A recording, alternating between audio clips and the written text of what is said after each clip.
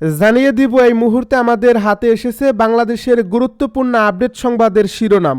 শুরুতেই থাকছে তারেক রহমানের দেশে ফেরা ও নিরাপত্তা নিয়ে যা জানালেন সালাউদ্দিন। এবারে জানিয়ে দিব হাসিনার নির্দেশে হাদিকে গুলি করছে ছাত্রলীগ, বলছে দুলু। এদিকে হাদির উপর হামলা, গণতন্ত্রের উপরে আঘাত, বলছে বিএনপি নেতা মির্জা আব্বাস। আরও জানাবো রিজভী আজ যে বক্তব্য দিয়েছেন তা সত্য নয় বলে মন্তব্য ডিএমপি কমিশনারের। সব শেষে জানিয়ে দিব বাংলাদেশি নাবিকসহ তেলবাহী জাহাজ জব্দ করল ইরান। এতক্ষণ শুনছিলেন হাতে থাকা আপডেট সংবাদের শিরোনাম, এবারে বিস্তারিত। তবে তার আগে অনুরোধ রইল ভিডিওটিতে একটি লাইক এবং কমেন্ট করে জানিয়ে দিন ভিডিও সম্পর্কে আপনার মূল্যবান মতামত। আরও জানিয়ে দিন ভিডিওটি কোথা থেকে দেখছেন বা কোন জেলা থেকে দেখছেন। তারেক রহমানের দেশে ফেরা ও নিরাপত্তা নিয়ে যা জানালেন সালাউদ্দিন। দীর্ঘ প্রায় 18 বছর পর আগামী 25 ডিসেম্বর বিএনপির ভারপ্রাপ্ত চেয়ারম্যান তারেক রহমানের দেশে ফেরার ঘোষণা দিয়েছে দলটি। এর মধ্যেই ঢাকা 8 আসনের সম্ভাব্য স্বতন্ত্র প্রার্থী ও ইনকিলাব মঞ্চের আহ্বায়ক শরীফ ওসমান হাদির উপর প্রাণঘাতী হামলার ঘটনায় দেশে রাজনৈতিক অঙ্গন তোলপাড় হয়ে উঠেছে।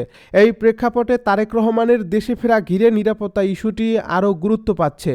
এদিকে শনিবার প্রধান উপদেষ্টার সঙ্গে সাক্ষাৎ করেন বিএনপির স্থায়ী কমিটির সদস্য সালাউদ্দিন আহমেদ ও মেজর হাফিজউদ্দিন আহমেদ। বৈঠক শেষে সাংবাদিকদের বিভিন্ন প্রশ্নের জবাব দেন সালাউদ্দিন আহমেদ। তিনি বলেন, ওসমান হাদির উপর হামলাকে বিচ্ছিন্ন কোনো ঘটনা হিসেবে দেখা হচ্ছে না। তার ভাষায়, নির্বাচনের তফসিল ঘোষিত হয়েছে 10 তারিখ।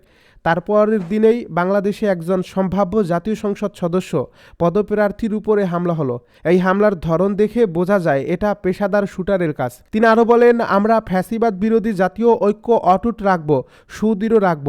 আমাদের মধ্যে রাজনৈতিক বিতর্ক হতে পারে, সামনে নির্বাচন, বিভিন্ন রকমের রাজনৈতিক বিতর্ক হবে, কিন্তু আমরা ওই পর্যায়ে বিতর্ক করব না যাতে আমাদের ঐক্য বিনষ্ট হয়। দীর্ঘ প্রায় 18 বছর পর তারেক রহমানের দেশে ফেরা ও তার নিরাপত্তার বিষয়ে এক প্রশ্নের জবাবে সালাউদ্দিন আহমেদ বলেন, সকল রাজনৈতিক নেতৃবৃন্দ যাতে নিরাপদে থাকে সে নিরাপত্তার ব্যবস্থা করার জন্য সরকার প্রতি আহ্বান জানিয়েছি আমরা। তিনি যোগ করেন, এ বিষয়টা আজ এখানে আলোচনায় হয়নি। অবশ্যই বিষয়টা আমাদের জন্য সর্বোচ্চ অগ্রাধিকার। আমরা দলীয়ভাবে চেষ্টা করব, সরকারকেও আহ্বান জানাবো যাতে তারেক জিয়া নিরাপত্তা নিশ্চিত করা হয়।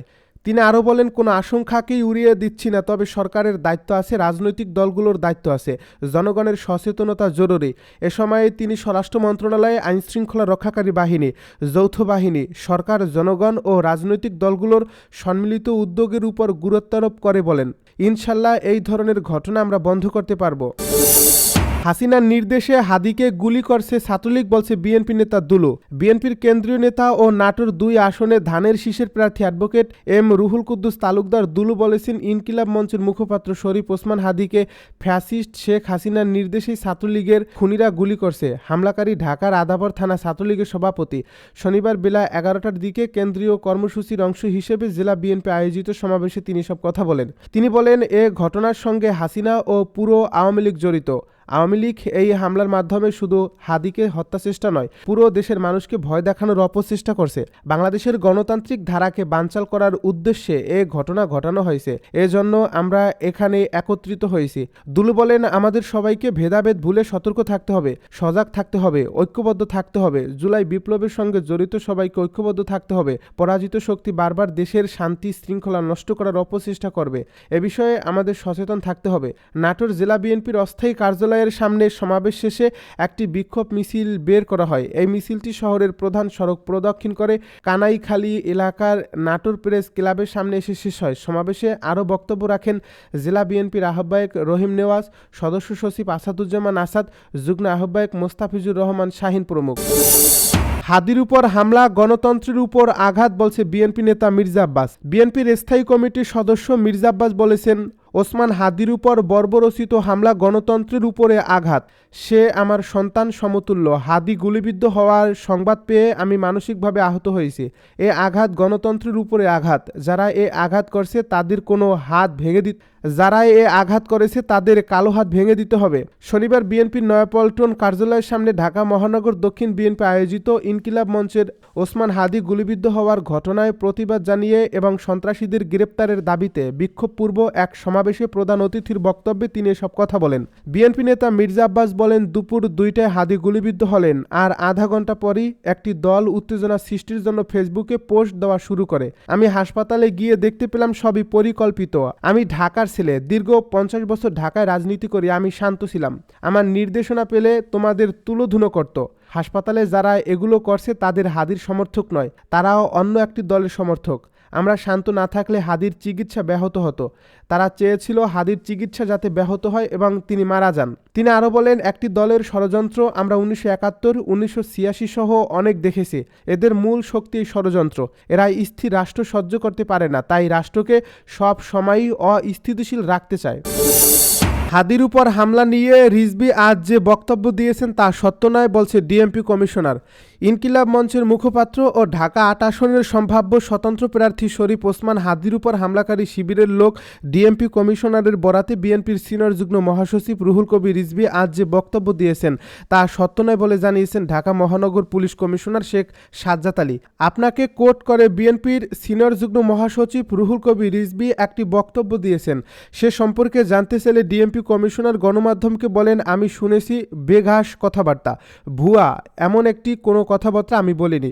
ইতিমধ্যে একটি রিজেন্ডার দেওয়া হয়েছে। তিনি বলেন, এআই দিয়ে তৈরি করা একটি ছবি প্রচার করা হয়েছে, সেটি দেখেই তিনি ডিএমপি কমিশনারের বরাতে বেঘাস তথ্য ছড়িয়েছেন। এর আগে শনিবার দুপুরে নয়াপল্টনে শরীফ ওসমান হাদির উপর হামলার প্রতিবাদে বিক্ষোভ মিছিলের আগে সমাবেশে বিশেষ অতিথির বক্তব্যে রিজভী এসব কথা বলেন। বক্তব্যে রিজভী বলেন, 1-1.5 ঘন্টার মধ্যে ফেসবুকে দিয়ে দিলেন, তার মানে কি ঠাকুর ঘরে কেড়ে আমি কলা খাইনির মতো অবস্থা না? আপনি ঘোড়ার আগে গাড়ি জুড়িয়ে দিলেন। ঢাকা বিশ্ববিদ্যালয়ের সেই ছাত্রনেতা এখন তিনি বলেন, আজকে পুলিশ কমিশনার বলছে যে হত্যাকারীকে শনাক্ত করা হয়েছে সে শিবিরের লোক। এখন আমি বলি, এটা তো বিএনপির কোনো নেতার স্টেটমেন্ট না, এটা যারা তদন্তকারী কর্মকর্তা রয়েছেন, যারা রাষ্ট্রের আইনের স্বীকৃত সংস্থা, তারা বলছেন। এখন ফেসবুকে কি লিখবেন আমি সেই ছাত্রনেতাকে জিজ্ঞেস করতে চাই। রিজভী বলেন, তদন্ত হলো না, কিছু হলো না। এই এলাকায় বারবার এলেন মেয়র, তার সামাজিক অবস্থান, তার জাতীয় রাজনৈতিক অবস্থান বিবেচনা না করেই আপনি কেবল ইউনিভার্সিটির একটি ছাত্রনেতা হয়েছেন। আপনার চেয়ে 36 বছর আগে আমার ছাত্রনেতা আরেকটি বড় ইউনিভার্সিটির ভিপি হয়েও আমরা কোনো দিন অন্য কোনো দলের সিনিয়র নেতাকে এই ধরনের বাজে কথা বলে কখনো অভিহিত করিনি। আর আপনারা এটা করে দিলেন। পুলিশের পক্ষ থেকে জানানো হয়েছে হামলাকারী জামাত শিবিরের সঙ্গে জড়িত, অথচ ঢাকা বিশ্ববিদ্যালয়ের এক ছাত্রনেতা তদন্তের আগেই মির্জা আব্বাসের নাম বলে দিলেন। বাংলাদেশি নাবিকসহ তেলবাহী জাহাজ জব্দ করল ইরান। ওমান উপসাগরে 6 মিলিয়ন লিটার চোরাচালানকৃত ডিজেল বহনের অভিযোগে একটি তেলবাহী জাহাজ জব্দ করছে ইরান। এই জাহাজটিতে বাংলাদেশ, ভারত ও শ্রীলঙ্কার মোট 18 জন নাবিক ছিলেন বলে জানিয়েছে ইরানি গণমাধ্যম। ইরানের আধা সরকারি বার্তা সংস্থা ফার্স জানায়, হরমুজগান প্রদেশের উপকূলে এই জাহাজটি আটক করা হয়। আটককালে জাহাজটির সব নেভিগেশন সিস্টেম বন্ধ ছিল বলে কর্মকর্তারা জানিয়েছেন। ইরানি কর্তৃপক্ষ প্রায়ই উপসাগরীয় অঞ্চলে জ্বালানি পাচারের অভিযোগে জাহাজ জব্দের ঘোষণা দেয়। ইরানে জ্বালানির দাম তুলনামূলক কম হওয়ায় প্রতিবেশী দেশগুলোতে পাচার লাভজনক হয়ে উঠছে বলে মনে করা হয়। গত মাসেও গালফ অঞ্চলে একটি তেলবাহী জাহাজ জব্দ করেছিল ইরান। সে সময় তেহরান জানায় এটি কোনো দেশের বিরুদ্ধে প্রতিশোধমূলক পদক্ষেপ নয়। সর্বশেষ এই ঘটনা এমন এক সময় ঘটল যখন 2 দিন আগে যুক্তরাষ্ট্র ভেনেজুয়েলার উপকূলে একটি তেলবাহী জাহাজ জব্দ করে। যুক্তরাষ্ট্রের দাবি, এই জাহাজটি ইরান ও ভেনেজুয়েলা থেকে তেল পরিবহন করছিল।